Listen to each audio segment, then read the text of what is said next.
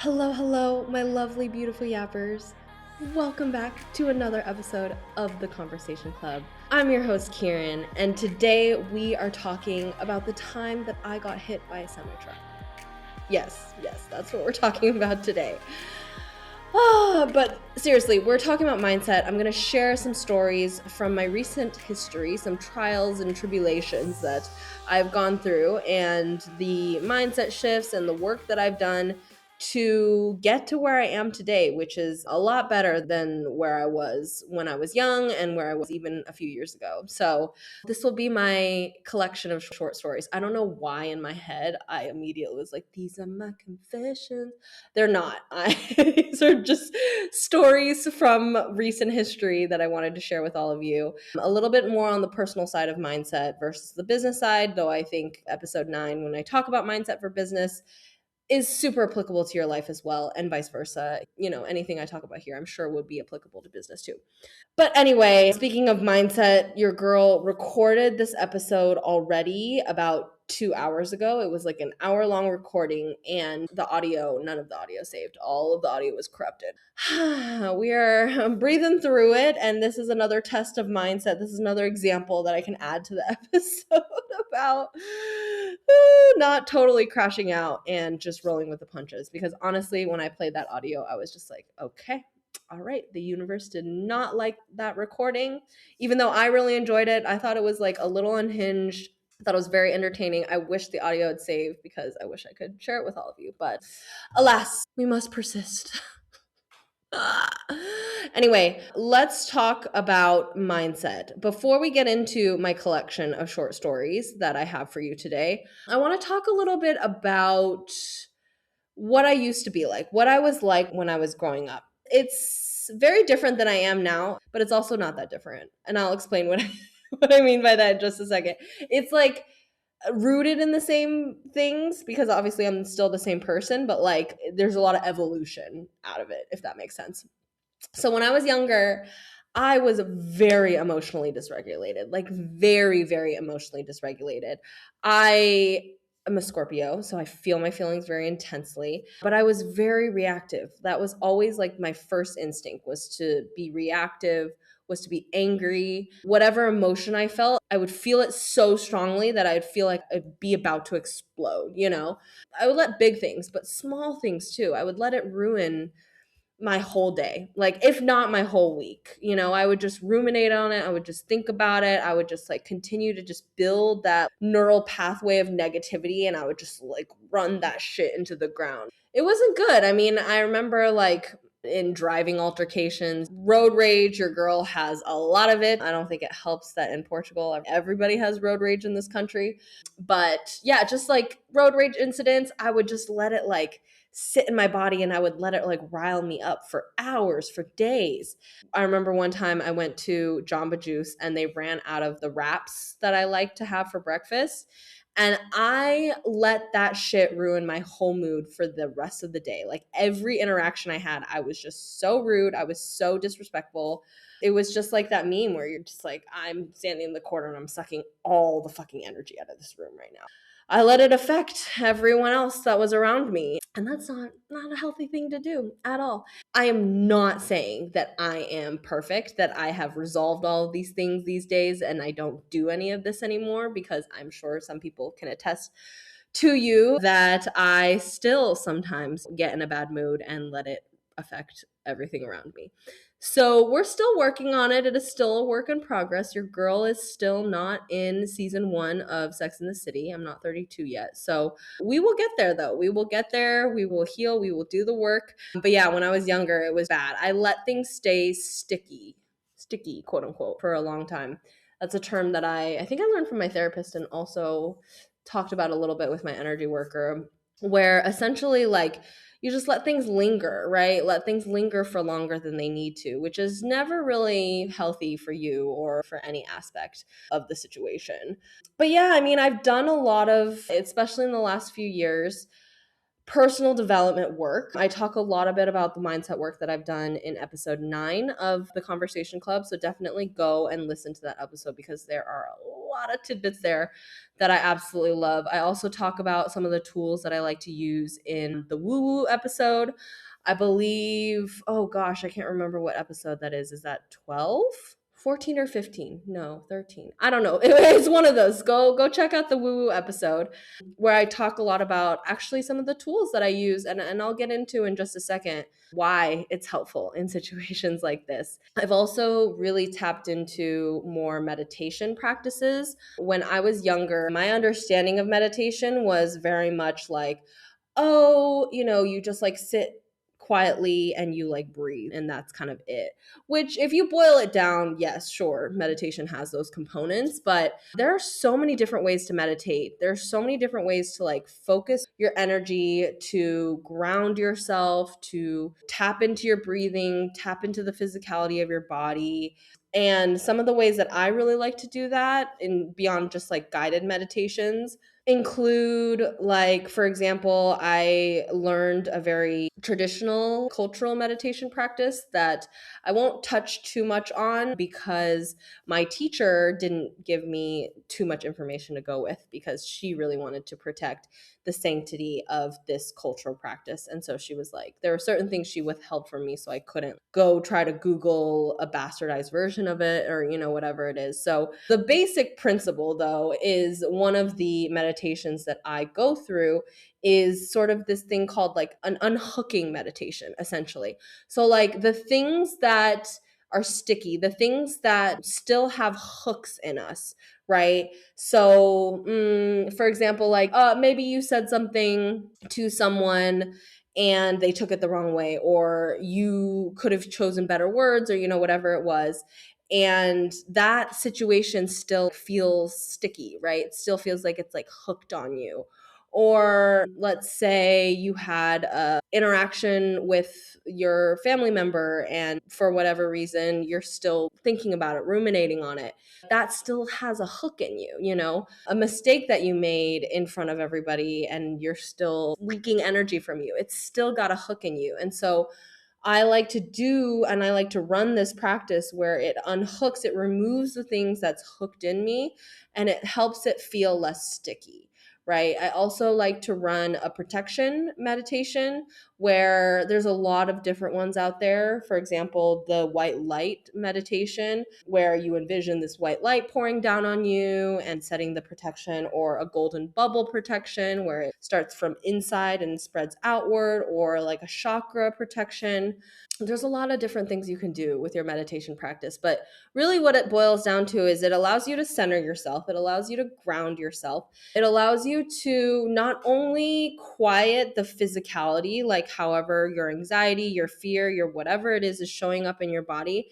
It allows you to take a moment and to calm your nervous system, and also allow your brain to cognitively start to calm yourself, start to work through the situation, so that you are not just like in this phase of chaotic, frenetic energy, which, when you make decisions from that kind of a place, obviously sometimes you don't really make the best decisions, not the wisest choices. So it's always good to like have a meditation that can kind of help you get back to center, help you really calm whatever it is you need to calm in order to make rational decisions. I also have really loved the inner child work that I've been able to do in the last few years, like healing some of those emotional traumas and wounds from my childhood. I don't talk to my inner child as much as I probably should, mostly because every time I talk to her, it takes a lot out of me. It's very emotionally and energetically draining for me to talk to her. And I know that the best way to resolve that is to talk to her more, right? And to understand that we're connected and she is me and I am her. And I haven't gotten to that place yet, but I would love to get there with my inner child work and interacting with my inner child a little bit more and understanding her and letting her understand me. I also haven't really had a chance to tap into shadow work as much, which I would want to do more of for sure. Shadow work is scary though. Exploring the unconscious reasons behind your feelings and behaviors, or like looking at the parts of you that you hide from like others, but also from yourself. It's scary. It's very vulnerable to tap into those things and to do that work and to try to like expose or reveal the things that like you've blocked away, that you've hidden from yourself for whatever reason, and probably for good reason. But yeah, I do have, again, a lot of other great episodes on personal development that you can go check out. Episode 9, the woo episode, I can't remember exactly which one that is. I believe it's like 12 or 13 or 14, somewhere around there. But yeah, when it comes to all of this work, right? This personal, really, really powerful work that we can and should be doing. It has impacted a lot of the way that I approach some of the situations that I'm about to talk about, but just the situations in general in my every single day life that I've been going through that, yeah, I wouldn't have handled the same way without these tools. So, having this toolkit, I even have on my phone a note that it just has all my tools in there, like my meditation practices that I like, EFT tapping, visualizations, whatever it is. I like having a list of those things so that I can look, it's almost like a menu, like a self care mental health menu where you kind of just go and you're like, okay, I'm feeling this kind of way. And last time I felt that way, like this tool helped me, or like I could try a couple different tools and see what works for me and da da da da da. So definitely utilize a method like that if that helps you. Because yeah, it definitely has helped me just like be able to just reach into my toolkit and say, okay, this is going to help me with this wild, ridiculous situation that I'm going through right now. So, on to the story you came here for, which is how I got hit by a semi truck and why I even feel the need to talk about it. So, basically, March of 2025, so last year, I was coming home from snowboarding, which is like, was only about a half hour from my place, and the roads were like slick. It wasn't like snowy, but it was like frosty slushy, if that makes sense. I think those of you who are from places with snow will understand. So it wasn't like ice or sleet necessarily, but it also wasn't like packed snow or anything like that. It was kind of in between. There were like flurries, all around. So I'm driving relatively safely, slowly. Obviously, this is a mountain pass, and so we're supposed to maintain highway speed, but the conditions are dangerous. And so I was going a little slower. So I'm driving, and then I come up and I see all these cars and like trucks and stuff just stopped. And I was like, oh, okay, like something must be going on. So I like slow down, I pull over to the left lane behind this like big semi truck. And little did I know, there were two semis up ahead that had jackknifed into each other, unfortunately. And that's why these cars had stopped. But I couldn't see it because it was around the bend. And then also logistically, just so you know, it was on a mountain pass. So like hundreds of feet and meters. I don't know what the metric system equivalent is, but it was like high, high up. If you looked over, you'd be like, oh, I can't see the bottom. Like that's kind of scary. So I'm on this mountain pass, like an elevated road on like a bridge basically.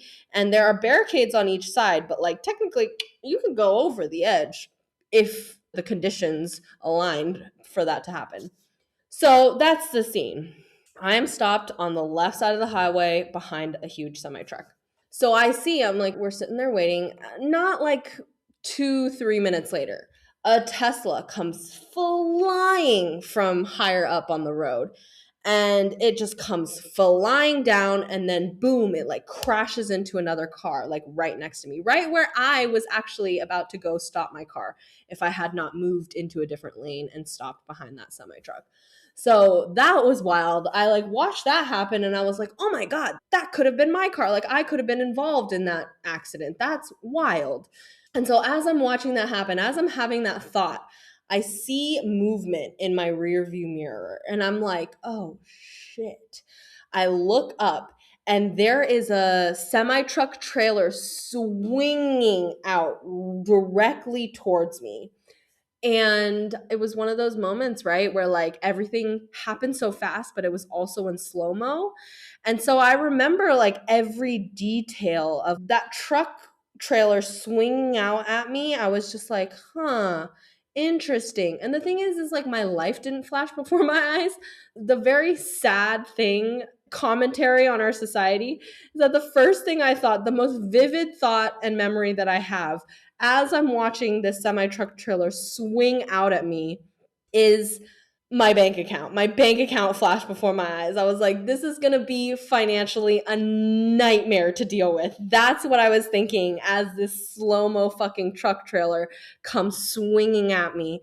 And mind you, I am stuck behind a big semi truck in front of me. There is a car accident to my right, and to my left is a barrier that I could go over the edge of. I watched this truck basically, it like swerved obviously to avoid the Tesla that had just crashed. And so it swerved, and as this truck trailer is coming at me, I'm like, I have nowhere to go. I have nothing to do. So essentially, I just braced for impact. I was like, all right, here we go. And so I feel this like forward, like chunk, I get a little whiplash, but that's the thing. That's really all I walked away with. All I walked away with was a little bit of whiplash and a lot of logistical nightmares. But it was really fascinating to have gone through that experience. And I'm so, so grateful. I'll talk a little bit more about other things that I'm grateful for, but I'm so grateful for I walked away unscathed. I virtually didn't really get harmed in this situation. And I will forever be grateful for that. But there were so many signs that day that had told me or tried to tell me to go home earlier.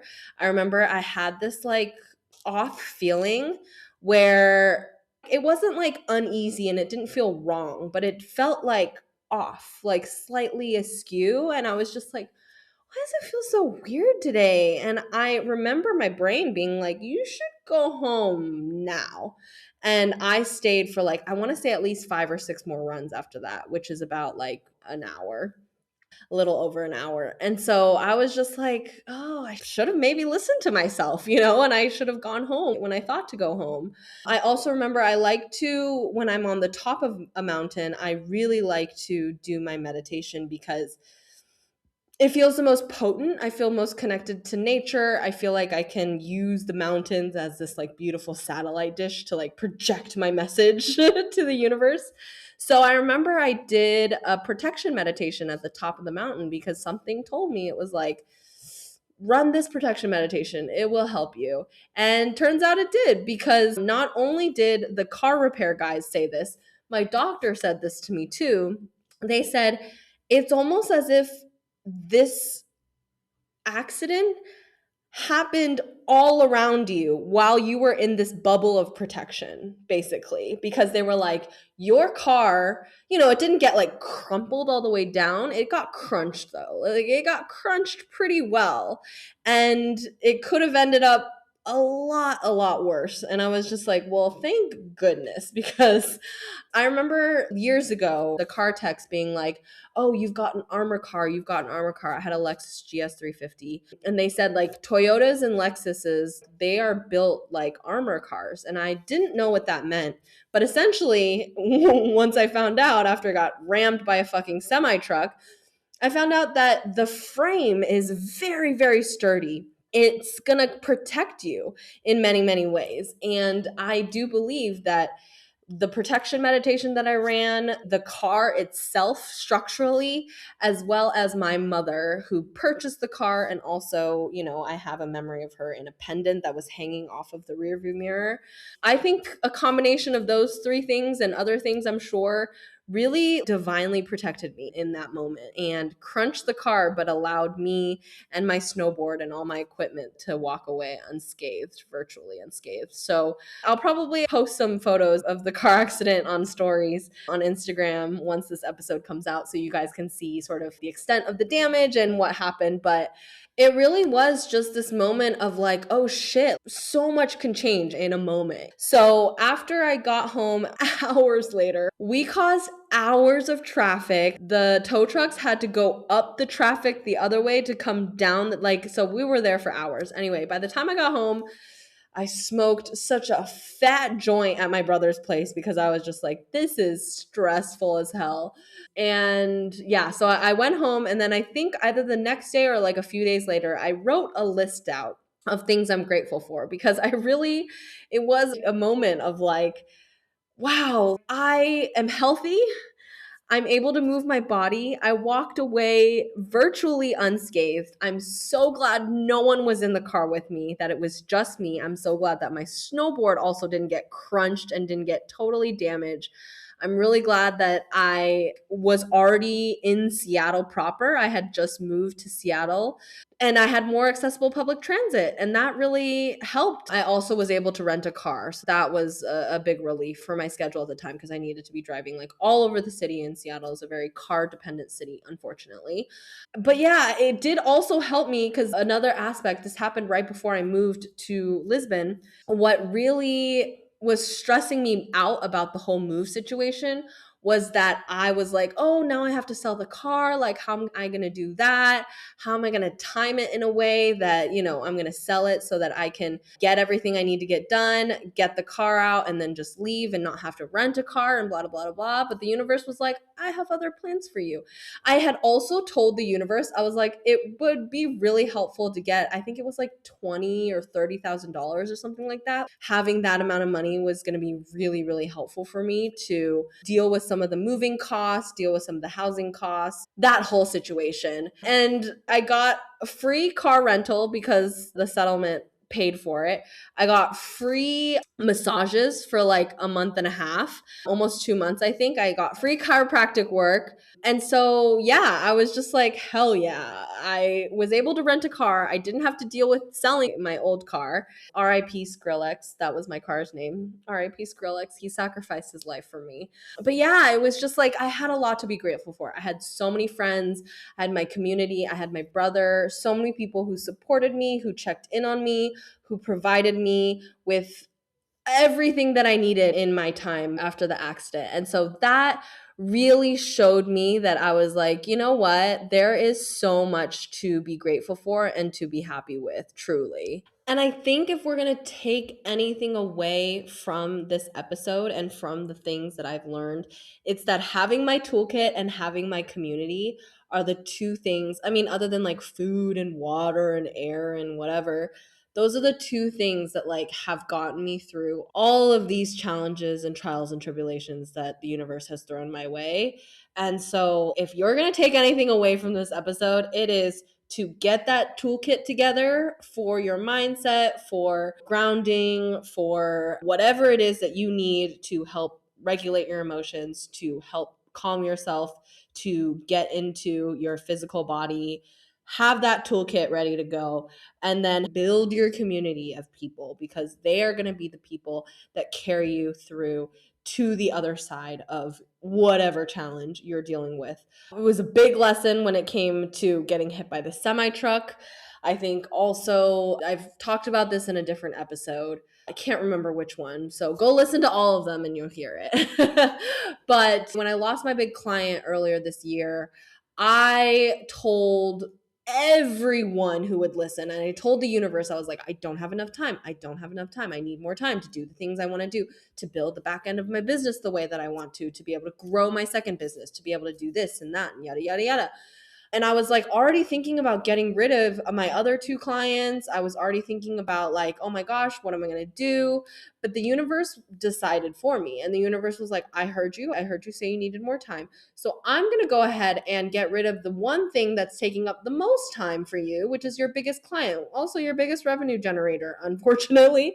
But that's why you got to be careful about what you say to the universe and how you say it, because sometimes it's going to clear the way for you in a way that you don't realize that you want or need.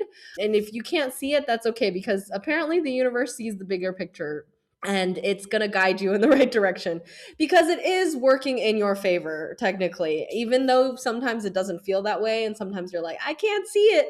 Hindsight is 2020. You see it way after you experience the shittiness potentially.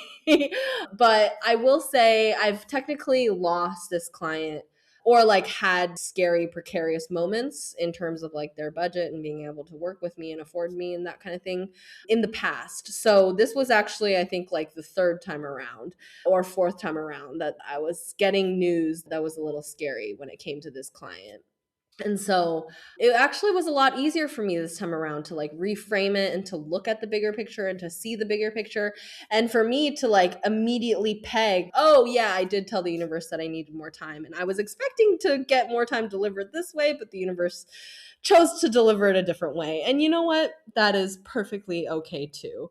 Earlier this year, I want to say like a few months ago, I was supposed to go to Amsterdam with a friend. And basically, the universe was giving us a lot of signs that we shouldn't go. There was a week before we were about to fly, there was a last minute strike announcement. So we had to change our flight out so we could still enjoy the weekend. The weather was really bad in Amsterdam that week. My friend got sick. And so there were just like too many signs. And I was like, okay, I think if we go, something bad is going to happen, whether it's at the festival that we're about to go to or on the plane or whatever.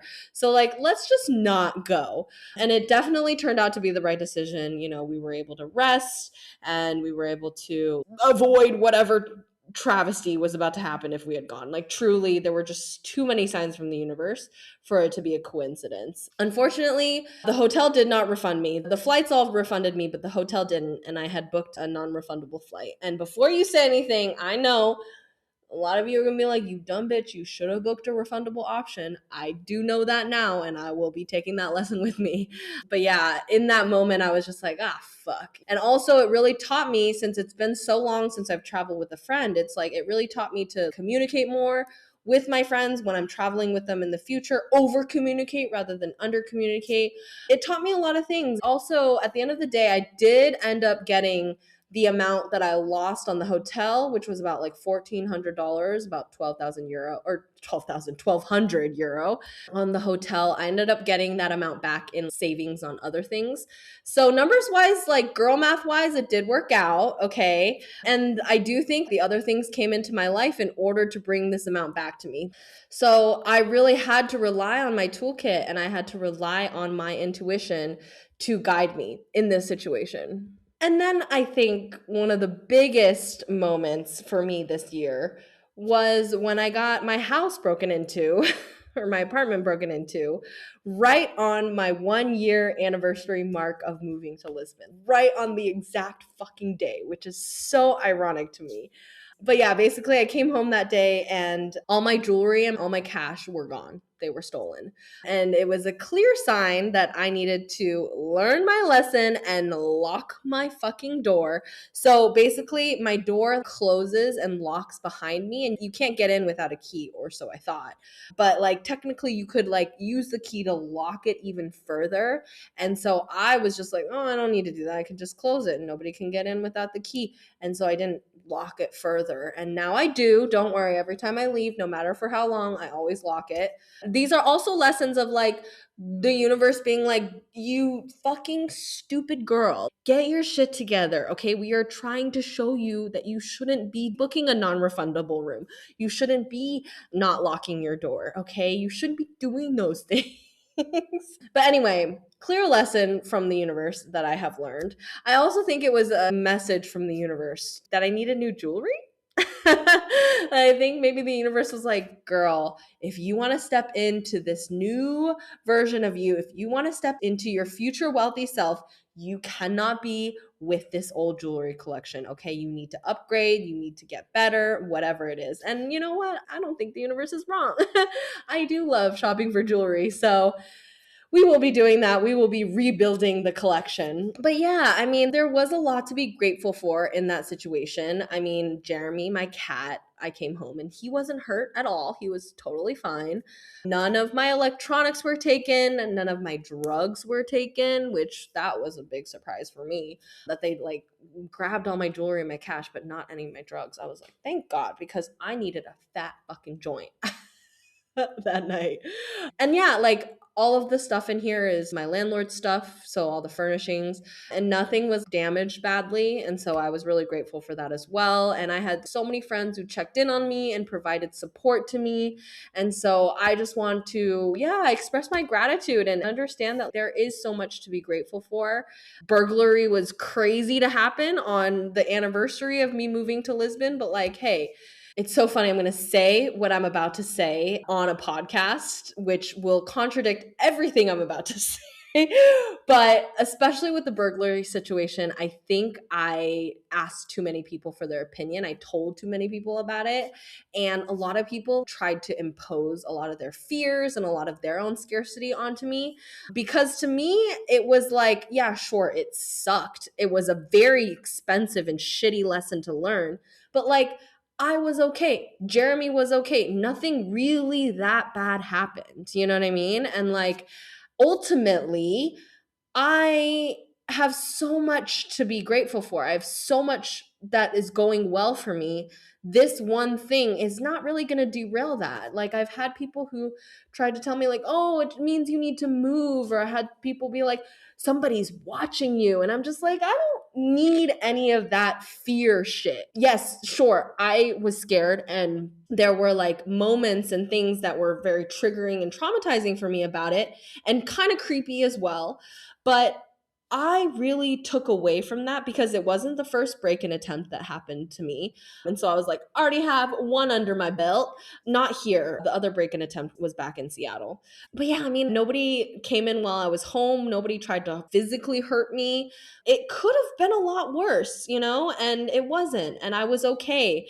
And the thing is like, I do love my life, and I just don't need that like negativity. I had a lot of people coming to me with a lot of fear and scarcity and negativity. And I'm just like, you know what, you guys, like, that's on you. It's not me. I don't need to take on your fear. Okay. And that was a big lesson that that I learned from that situation.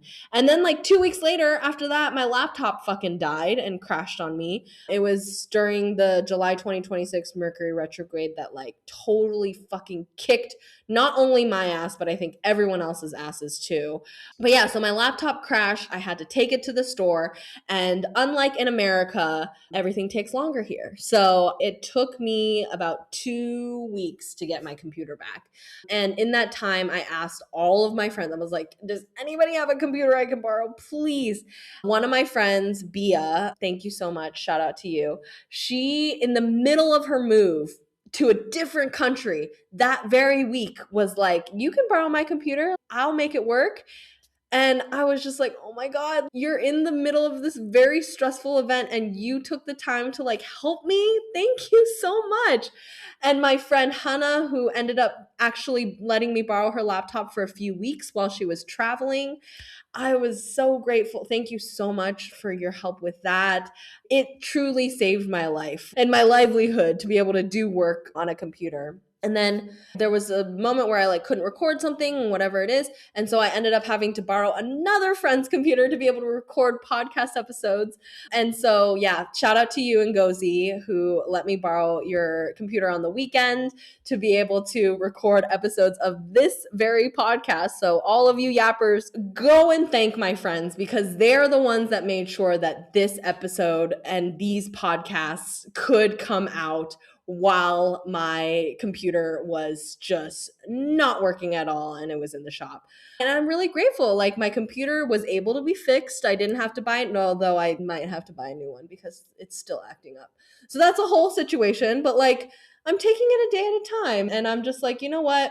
All my friends came to my aid, like truly, oh gosh, like shout out to all of you. Seriously, so much. Like, I would not have got through this specific situation without all of you. I was still able to communicate with people who didn't speak English. We were able to Google Translate and charades and whatever it is to be able to communicate with each other. I was able to reschedule all my podcast interviews. I didn't have to reschedule any of my workshops. So it did turn out to be okay ultimately. And there really was so much to be grateful for.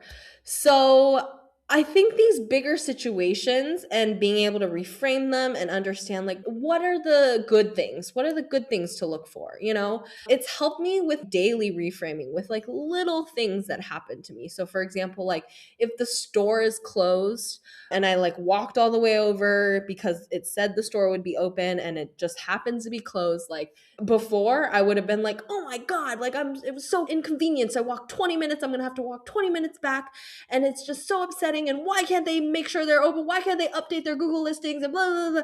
That's how I would have approached it in the past. And now, sure, I'm still upset. And the thing is I'm not trying to encourage you not to feel your feelings. Feel those feelings, but don't let them stay for longer than they need to. You know what I mean? Like when I talk about it being sticky, when I talk about ruminating, we don't need to do that. But we do need to feel and express our emotions sometimes. So like don't, try to repress it or suppress it. Like don't try to tamp it down. Feel the feeling, but let it pass. Let it pass through you rather than stay with you. You know what I mean? And so now when, I walk and the store is closed and I'm like, oh shit, like that's a bummer. I will be upset and I'll be like, wow, I really wish that that hadn't happened. And, I'm going to be upset, but I'm also going to think, like, you know what? Maybe it was meant for me to come here another day. Maybe the universe wanted me to walk over here because it wanted me to walk past my favorite Pashalonata place and I can get my fucking pastries and my sweet treats and, whatever. That's why I came here instead. I'm able to like reframe things a lot more easily. The other day I like dropped my food and it like flipped over on the ground and I was just like, oh my God, like what the fuck? Like, ah. And yes, I felt frustrated and I was like, why did that happen? But, instead of being upset and beating myself up for it and letting it ruin the rest of my day, I was like, you know what? I have some other food I can eat. Let me just go make some other food. And it's not the end of the world. The other day also, I like broke my bowl, my bong bowl. And I was like teetering on running late to something. And I was like, oh, like one more bowl, one more bowl. And so I like smoked the bowl. I don't remember exactly what happened, but as I'm about to pack another one, the bowl in my bong breaks. And I was just like, you know what? Like normally I would have been so pissed. I would have been like, there's glass everywhere. I'm so mad. I have to clean this up now. Like da da da da da. But honestly, in that moment, I was like, you know what? I think the universe is trying to tell me that I need to stop smoking and I need to leave to go to the event. I will get a new fucking bowl tomorrow at the smoke shop. I can smoke out of my pipe tonight. I can roll a fucking joint. I have other solutions. I need to leave. That's how I took it from the universe versus just being like, oh my God, I can't believe, and allowing myself to be reactive about it. So these are just some examples of what I've done in terms of building my toolkit, building my village to create this like safety net essentially for when the universe throws shit your way. For when the universe is like, here, I'm going to throw some shit into the fan and see how it feels for you. Here's a test, have fun. It really has helped me to do these things to build my village. When it comes to friendships and when it comes to your community, reciprocity is always going to be on your side, right? I support you, you support me in return. There was a metaphor, I believe, in The Pulse, which is a Netflix show. It wasn't very good, especially compared to like The Pit, for example. I think it was trying to be like in that vein, but anyway, there was a really good example one of the characters said where she said basically there's this like trust, this like bank of trust, right? Every time you do something good, you put $1 in that bank, in someone else's bank account, right? Because if you do something nice to them, they're going to remember that. And vice versa, when you need something, they're going to be like, oh yeah, she did those things for me. I should also reciprocate, right? Like this is what community is about. We help each other, we support each other. And so, yes, maybe your friend inviting you to an event that they're hosting might be an inconvenience for you to go. But to your friend, if you do go and you show up and you show your support, you're building that trust, you're building that reciprocity, you're putting that dollar in the bank of trust, right? And I know there's so much discourse of like in modern times, I wouldn't say recently, but just like, we've heard of people who say like, we don't owe each other anything as a society. And it's like, technically we do owe each other something, like whether we owe everyone in society something, arguable. But I think the people in our lives, the people in our communities, we do owe each other something. That's what the lifeblood of a community is. And so I really do think it's important to sometimes set aside some of those things that feel like it might be an inconvenience in the moment, when you know that ultimately it's going to put that money in the bank. You know what I mean? Put that money in the bank of trust, build that trust with that person, and then reward you with reciprocity down the line. You know what I mean? It's a two-way street. I can't just take all the time. I have to give in order to take, and vice versa. So I think that's very, very important step, is that village. And then the other important step is not just getting the toolkit, but like understanding how all of this lives inside of your body, tapping into your physical being. Where does anxiety show up for you? Does it live in your chest? Does it make your chest tight? Does it make it hard to breathe? Does it live in your head? Does it make your head all fuzzy and foggy? Does it live in your limbs? Does it make you shake? Where do different emotions show up in your body? Is it in your core? Is it in your extremities? How does it feel? Does it feel hot? Does it feel tensiony? Does it feel ice cold? Does it feel chilly? How does it feel? And then thinking about how you can regulate through physical movement. So, for example, like dancing, or like having a released energy dance party, or taking deep breaths, doing a meditation, doing some breath work, doing a slow flow, for example, whether that's just like flowing to music and moving your body, or it's a yoga flow, whatever it is. EFT tapping is also super, super helpful in moments like this when you need to regulate, or just going for a nice slow walk. Tapping into your body through physical movement, understanding where things are living, and then also knowing like your intuition is so tuned. It's very tuned into everything that's going on around you as well as yourself.